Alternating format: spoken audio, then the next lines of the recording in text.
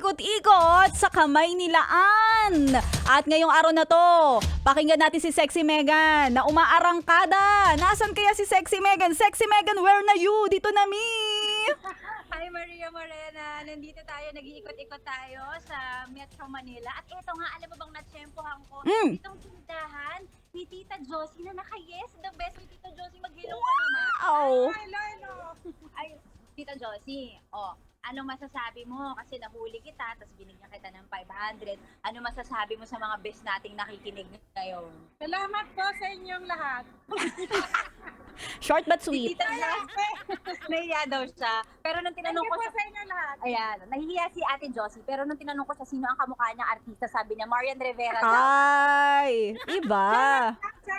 Charot lang. Anyway, ayan, si Tita Josie mula dito sa Palengke, dito sa Metro Manila, no? Yan. And ito, wait lang, kasi may nahila ako dito, Maria Morena. Oh, hindi lang isa, dalawa pa ha.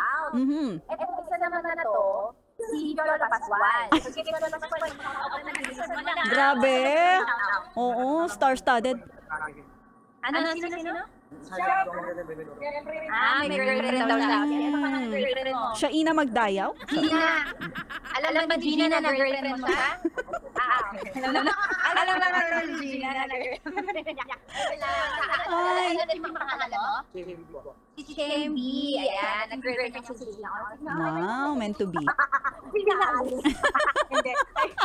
Salamat, B. At syempre, ito na lang, Maria Morena, dun sa mga best natin dyan, dapat nilalakasan nyo yung radyo nyo. Tama. Kasi si Tita Josie, nahuli ko siya kasi malakas ang radyo niya, naka-yes the best. So dapat po, kayong mga best namin dyan, kung nasan man kayo, terminal, palengke, tindahan, kung ano man po, dapat po, malakas ang radyo para marinig ng inyong paboritong Yes the Best DJ. Mahuli Tama, kayo, tama, manalo tama, kayo ng tama. merch at ng 500 pesos. Yan! Yay! Maria, salamat ha! Thank you, Sexy Megan. Salamat din, Madam.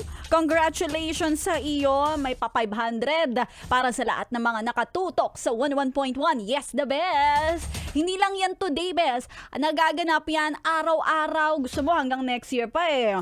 Kayang-kaya namin yan magpamigay ng papremyo para sa inyo.